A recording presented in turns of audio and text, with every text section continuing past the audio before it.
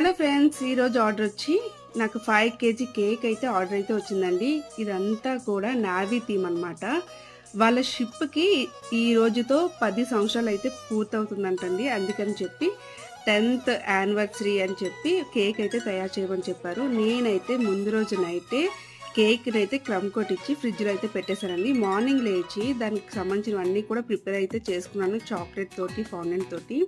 Final cake అయితే ఇది. మీకైతే ఎలా అనిపించిందో చెప్పండి. నా డెకరేషన్ మీకు నచ్చిందా? నచ్చినట్లయితే లైక్ చేయండి, అలాగే షేర్ చేయండి.